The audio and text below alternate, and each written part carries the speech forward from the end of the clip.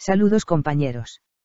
En el presente video analizaremos la evolución territorial de los países de nuestra América, y haremos una comparación entre lo que fue el territorio heredado por derecho de las antiguas estructuras coloniales en su nacimiento, versus las posesiones efectivas o de hecho. Veremos que los países han tratado de lograr que sus derechos se conviertan en posesión de hecho, es decir, hacerlas efectivas. En el mapa vemos cómo la América colonial estaba repartida totalmente por las potencias europeas. Salvo la cuestión de Oregón, todos los rincones del continente eran propiedad de un Estado europeo. Los estados que surgieron posteriormente alegaban esos derechos como herencia, según el principio iutia possidetis iuris, es decir, como poseéis de acuerdo al derecho, así poseeréis. Pero otra cosa era la realidad en el terreno, más ajustada al principio iutia possidetis de facto, es decir, como poseéis de acuerdo al hecho.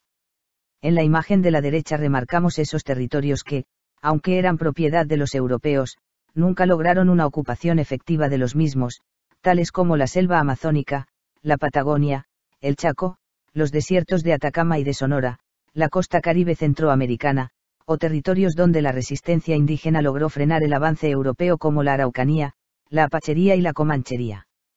Veremos en este video cómo los estados evolucionaron para dominar estos territorios, bien sea luchando contra los ocupantes originarios, o contra otro estado. La ocupación efectiva de territorio la entenderemos, en primer lugar, como la ocupación del terreno de pobladores en comunidades organizadas en ciudades o poblados, con algún nivel de gobierno local, vinculada a una capital nacional. También puede entenderse que en el territorio se genera una actividad económica como la ganadería, la agricultura, o la extracción de una materia prima. Adicionalmente consideraremos como ocupación efectiva de un territorio el patrullaje permanente, sea por tierra o por mar. Si un Estado realiza una de estas tres condiciones, puede decir que ocupa el territorio. Brasil, heredero de la cultura portuguesa, fue una nación que entendió que la posesión efectiva de hecho debía coincidir con la posesión de derecho, por eso se movilizó a ocupar los territorios que los portugueses habían conseguido tras los acuerdos con España. Sobre la base de su herencia, Brasil siguió expandiéndose más allá en la selva amazónica y en el Pantanal. En cambio, la disputa por el territorio uruguayo, donde los portugueses habían consolidado la comunidad de Colonia do Sacramento, se mantuvo hasta 1828, cuando se acuerda la independencia de Uruguay, tras la guerra con Buenos Aires. Si vemos la distribución de las ciudades del Imperio de Brasil en 1824, vemos que los portugueses dejaron un amplio control de la costa desde la desembocadura del Amazonas hasta el Río de la Plata. También se destaca el avance portugués hacia el interior del territorio con la fundación de Vila Boas de Goiás y Cuiabá. Pero el gran logro de los brasileros fue la consolidación de Manaos en el río Amazonas. Desde este punto controlaron efectivamente la comunicación fluvial en el centro de la selva amazónica, teniendo una ventaja considerable sobre sus vecinos hispanos. Podemos decir que Río de Janeiro, y luego Brasilia, perdieron Uruguay, pero ganaron la selva amazónica. Hagamos un paréntesis, para analizar la carrera por conquistar la selva de Amazonas. En la mayor parte del siglo XIX la selva era una frontera en sí, entre las colonias europeas, habitaba apenas por comunidades indígenas. Si bien estaba repartida, ningún estado tenía una presencia efectiva. Pero la fiebre del caucho, les dio a los estados una motivación económica por dominar la selva.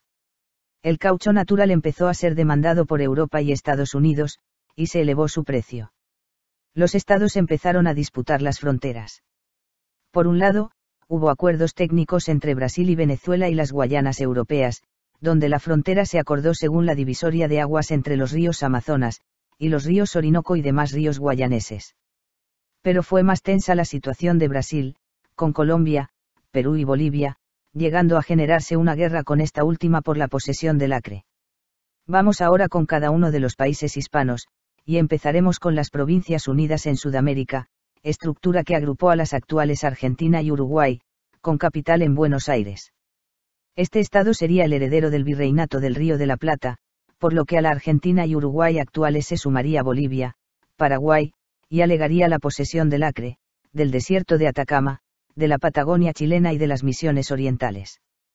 Tenemos a la derecha el mapa de Argentina y Uruguay en la actualidad, con el reclamo argentino sobre las islas del Atlántico Sur que controlan los británicos. Analicemos la evolución territorial desde el año 1819, cuando se establece el primer intento de una constitución en las Provincias Unidas. Tenemos a Buenos Aires como capital y en amarillo aquellas comunidades que venían ya organizadas desde la colonia.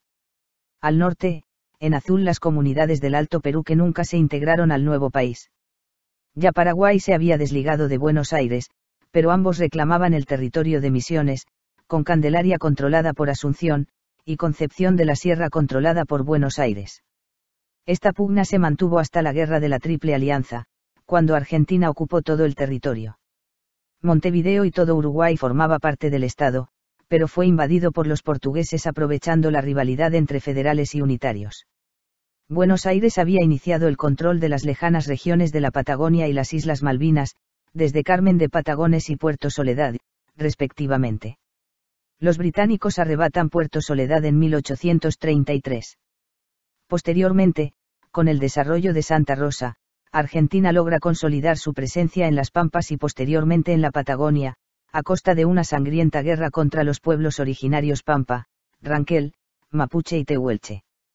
Podemos decir que, aparte de la separación forzada entre Argentina y Uruguay, Buenos Aires perdió las Malvinas, pero ganó Misiones, el Chaco Central, la Pampa, la Patagonia y el control de su mar argentino. En cuanto a la pérdida de las Islas Malvinas, hay que contextualizarlo dentro de la cacería de ballenas y lobos marinos que se desarrollaba en el Atlántico Sur, a lo largo de todo el siglo XIX. Cuando Buenos Aires intenta hacer valer su presencia en las islas, incomoda a los balleneros británicos y estadounidenses, y este es el origen de la invasión. Posteriormente la disputa argentina con Gran Bretaña se extendió a las islas Georgia y Sandwich del Sur. Si te interesa este tema, te dejo arriba el enlace a un vídeo con más detalles. El siguiente país que analizamos es la República de Paraguay.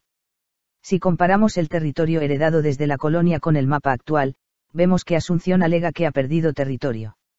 Revisemos la situación del país en el año 1813, cuando se estructura como entidad separada de Buenos Aires. Vemos que el país ciertamente estaba centrado en la margen oriental del río Paraguay.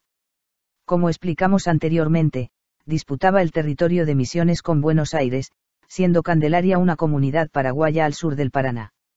Pero Paraguay sí ha hecho valer sus derechos sobre el Chaco, al tener control del río Paraguay, con su presencia en Concepción y luego en Fuerte Olimpo. Esta presencia y control fluvial le facilitó derrotar a Bolivia en la Guerra del Chaco. Podemos decir que Asunción perdió las Misiones, pero ganó el Chaco. Vamos con la República de Chile. Si bien hay quienes plantean que Chile ha perdido territorios, la realidad es que es una de las naciones que más ha ganado, si comparamos su herencia colonial de Capitanía General, con el mapa de la actualidad. Partamos de esta imagen de 1818, cuando se consolida Chile con su primer texto constitucional.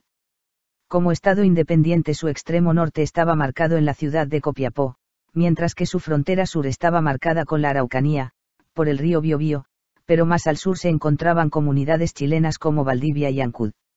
En su condición de Estado aislado, Santiago de Chile dedicó inicialmente sus recursos en controlar el estrecho de Magallanes, para asegurar una salida al Océano Atlántico, porque Chile visualizaba que toda su costa del Pacífico no era tan estratégica sin una salida al Atlántico. Incluso las autoridades de Buenos Aires reconocieron la necesidad chilena de acceder al Atlántico. Así se desarrolla Punta Arenas.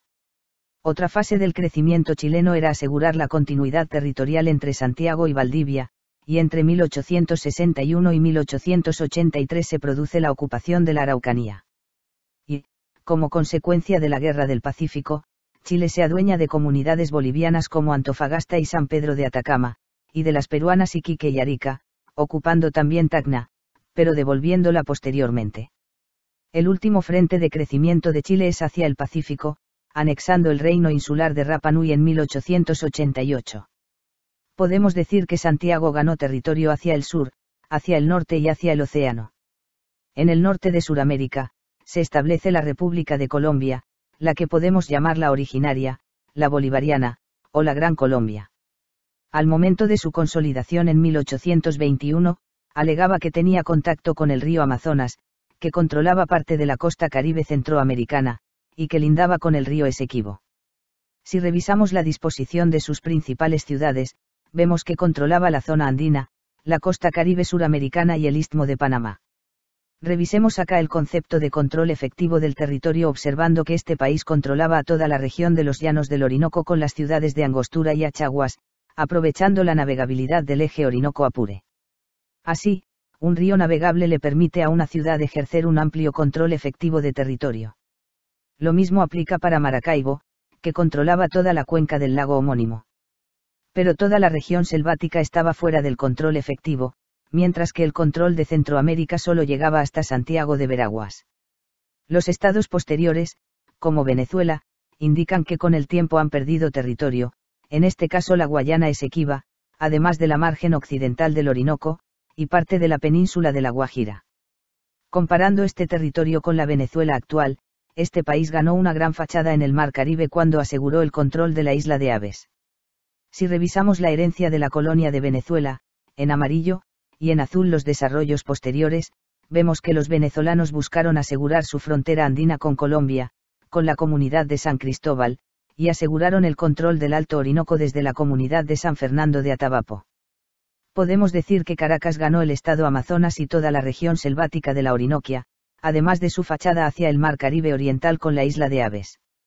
Si te interesa el tema de la Guayana Esequiba, te dejo arriba el enlace a un vídeo con más detalles. Colombia, que junto con Panamá formaba la Nueva Granada, también dice que perdió territorio en la selva amazónica con todos sus vecinos, además de indicar que perdió parte de la península de La Guajira, y la actual costa caribe nicaragüense y costarricense. Al disolverse la República de Colombia originaria, la Nueva Granada controlaba la zona andina, la cuenca del río Magdalena y las costas, además del istmo de Panamá, pero la comunicación por vía terrestre entre Bogotá y el istmo era muy limitada, debido a las selvas y pantanos del Darién, por lo que Panamá se comunicaba con el resto del país principalmente por mar. Panamá se separa de Colombia por el deseo de Estados Unidos, que ansiaba controlar el territorio para construir un canal que le permitiera conectar sus flotas del Atlántico con las del Pacífico. Panamá tardó 96 años en recuperar la soberanía absoluta en dicho canal. Del lado colombiano, la presencia en la selva del Amazonas se realizaba desde ciudades ubicadas en el piedemonte andino, que desde las nacientes de los ríos amazónicos, proyectaban su control de la selva. Florencia y Mocoa, tuvieron esa función.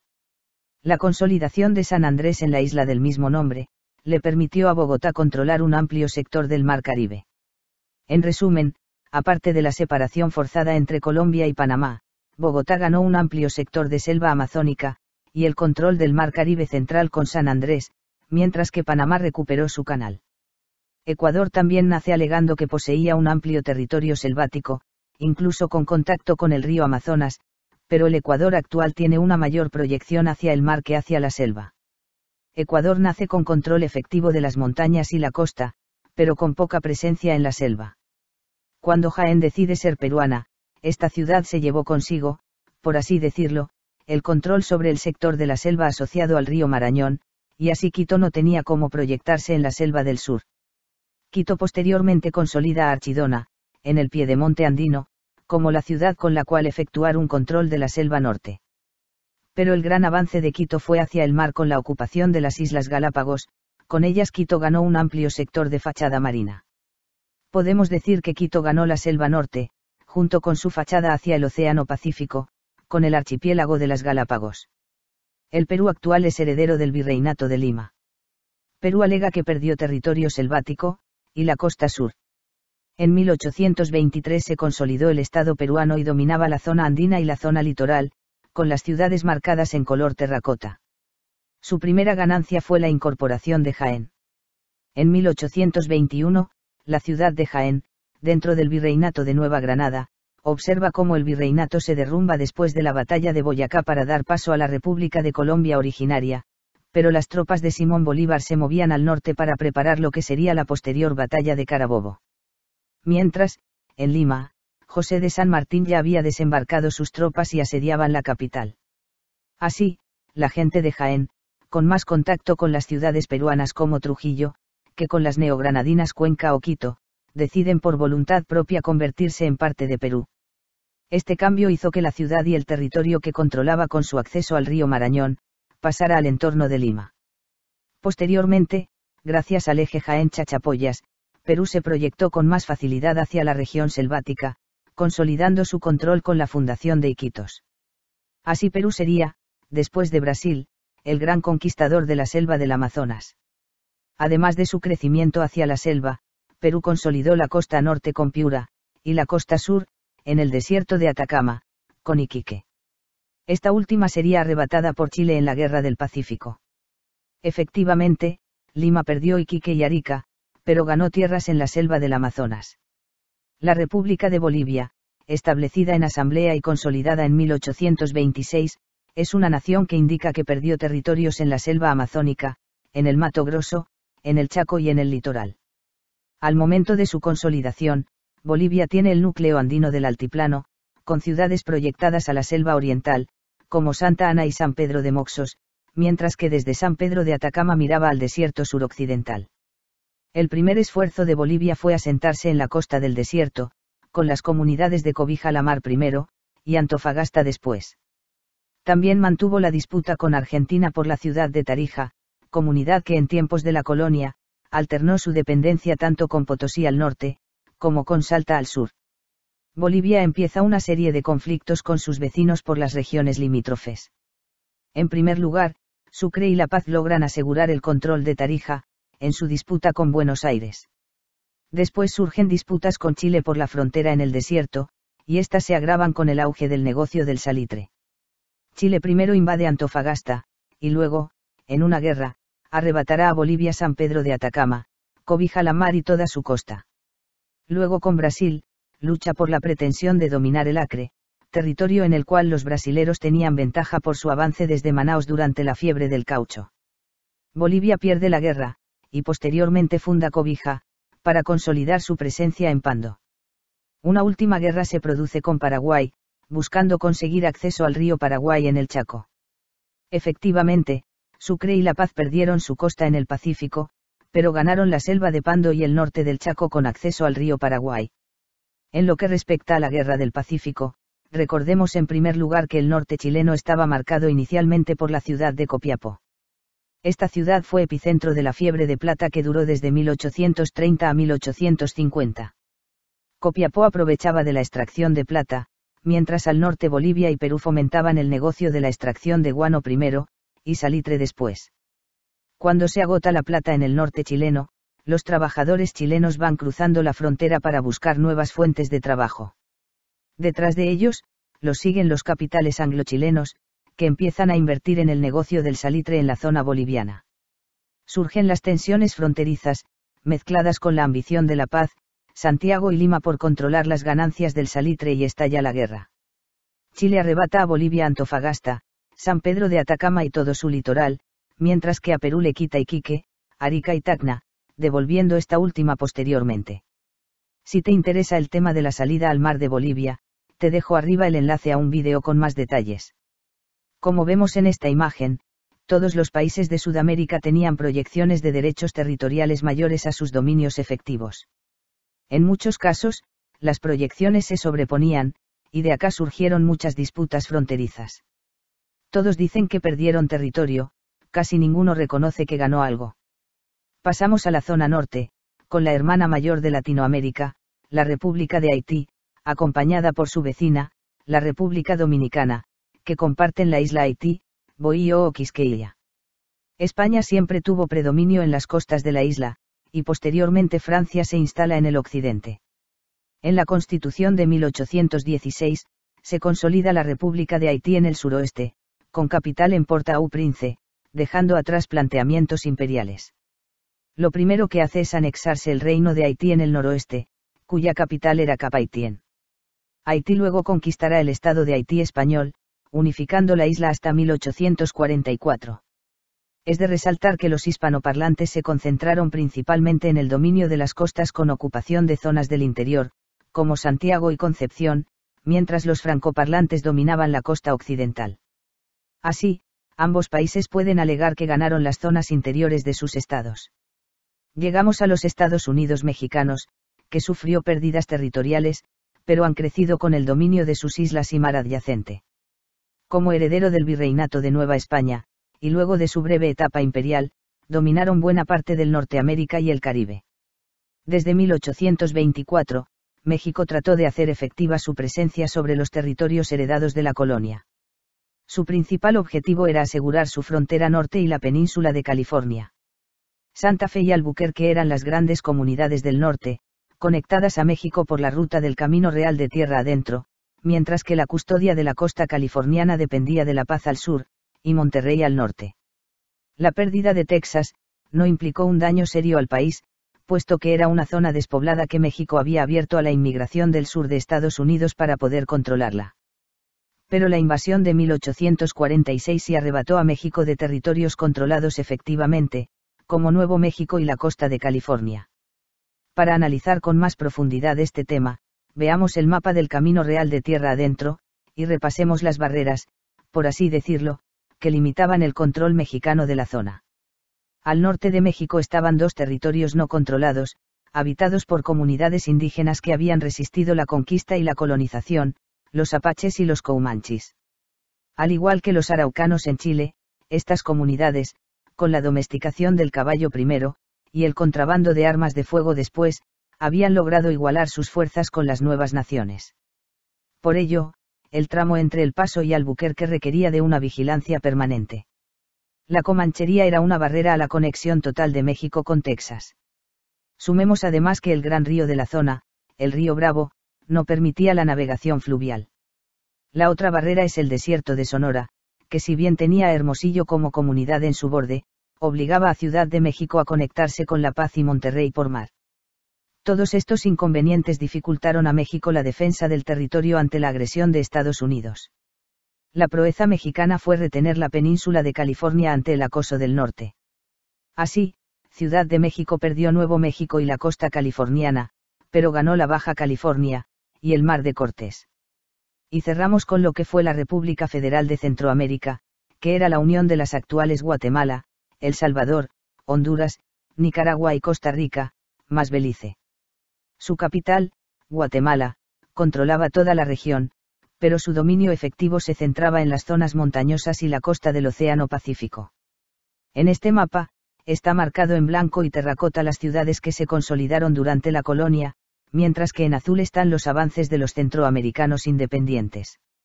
El gran esfuerzo de la región fue consolidar su presencia en el Petén y la costa Caribe, región con fuerte influencia británica. Belice nace como la consolidación de esa influencia, mientras que Honduras y Nicaragua logran evitar la separación de los misquitos. En resumen, Guatemala ganó el Petén, y Honduras, Nicaragua y Costa Rica ganaron sus costas caribeñas. Llegamos al mapa actual de nuestra América, donde los estados han logrado convertir poco a poco sus posesiones de derecho en posesiones de hecho. Se han estabilizado las fronteras, quedando algunos temas pendientes con reclamo formal, como el reclamo de Argentina sobre las islas del sur, o el enclaustramiento marítimo boliviano.